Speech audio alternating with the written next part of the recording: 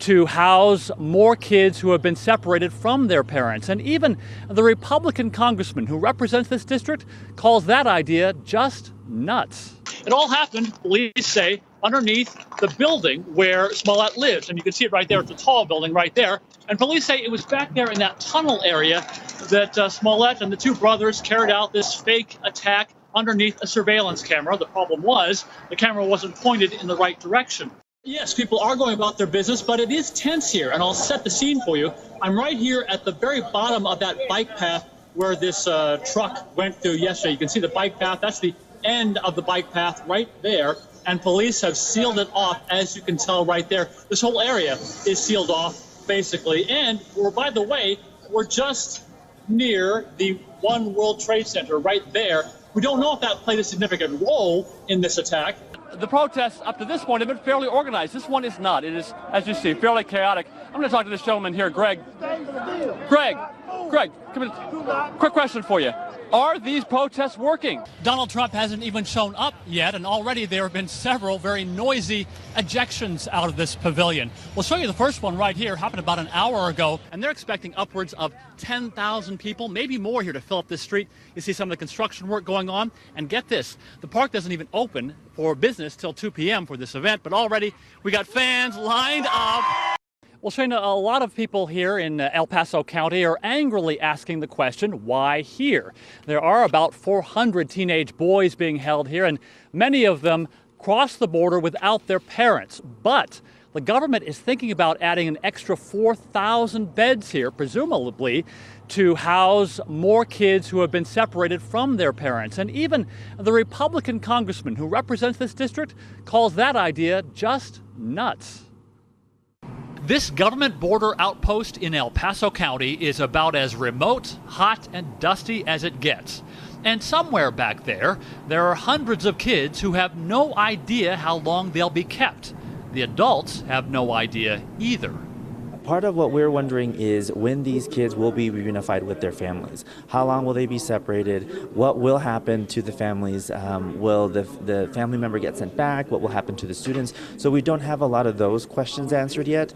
Like I said, we've seen and we've heard that this separation will have long-standing impacts on these children. And I don't think that we as a community want to be a party to that. The County Commission of El Paso approved a resolution this morning opposing the Trump administration's zero-tolerance policy on illegal immigration that has led to the separation of families. But one commissioner voted no. You voted no on the resolution today. Why is that? I've kept a pretty constant stance for the entire time I've been in office. It's nothing to do with the resolution itself. I don't feel, one, immigration is my role as a county commissioner.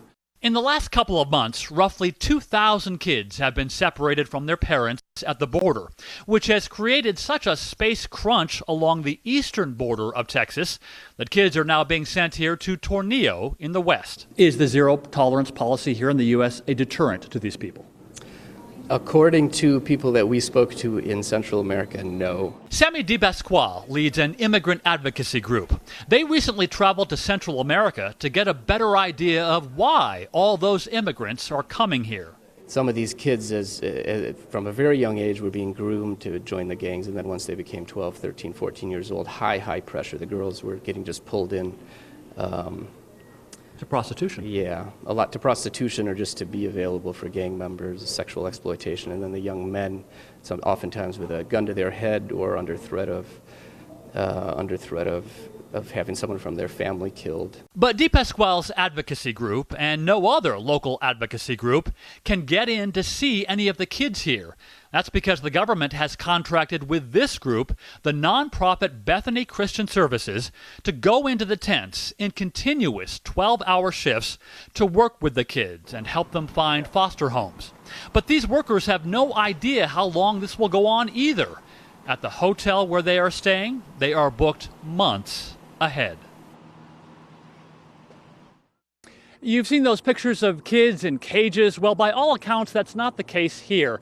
These kids, we're told, have access to medical facilities. There are bathrooms and showers and a chow hall. For every 20 kids, there are 2 adults supervising, and maybe best of all, there are 4-ton air conditioning units in each of the tents. Shayna?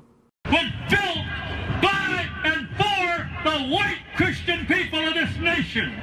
Arthur Jones is a longtime Nazi-supporting, Holocaust-denying anti-Semite, and he doesn't care what you think. Do you deny the Holocaust ever happened? I just showed you all kinds of proof to prove to anybody with ability to think rationally that the Holocaust is what I said it was before.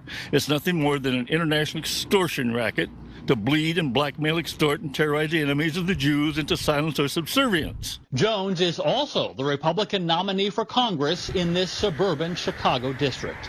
I'm not criticizing Jews as Jews. I'm criticizing the so-called Holocaust survivors who have been proven over and over again to be outright liars, and they're liars for profit. Jones and I had to meet in a park because no one in town, not even his own landlord, wants him around talking openly about his beliefs. But the animosity against Jews in particular, I mean, that's terrifying. Animosity from where? From you. It's not animosity. I'm just standing for the truth.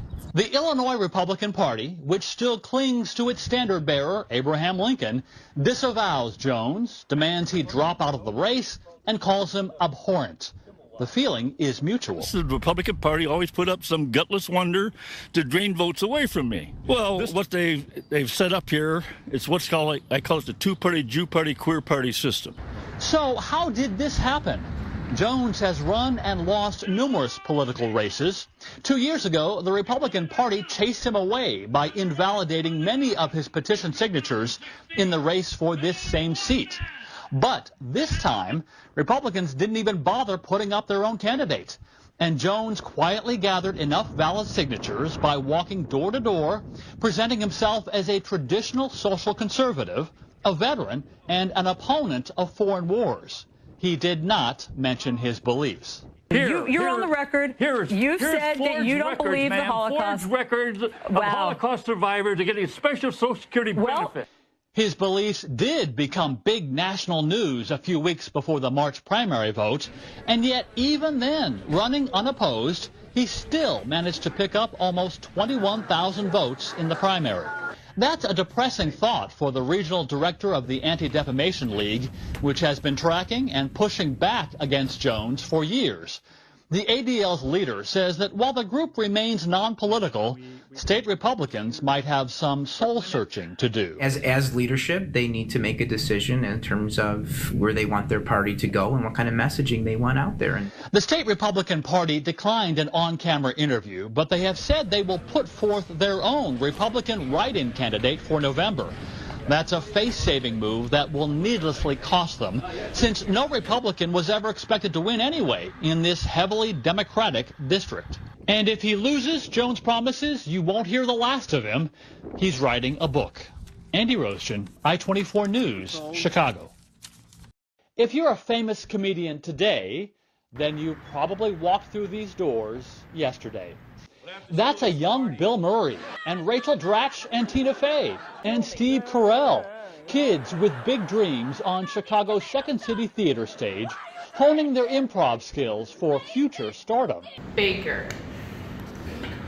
Okay, here's how we bake the cake.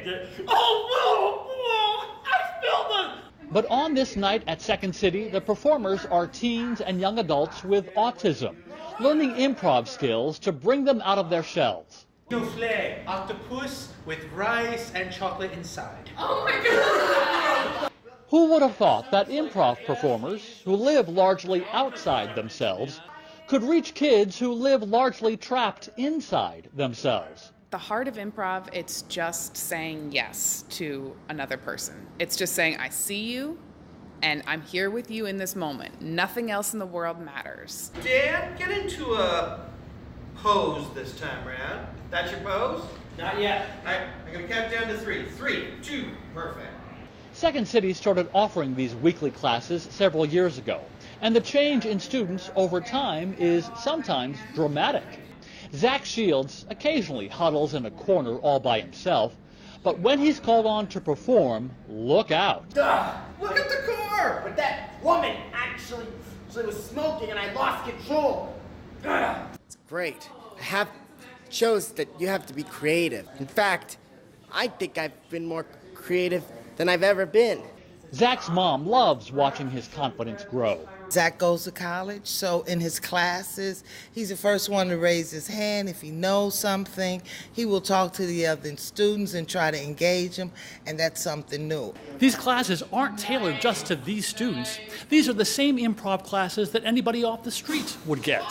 And as Second City performers have been taught for decades, failure is always an option. One of the things we learn when we're improvising is how to fail. How to fall flat on your face and realize that nobody's going to call you out for it. Ultimately, these kids probably won't become famous, instead just better focused for a starring role of their own on the grand stage of life. Andy Roaston, I-24 News, Chicago.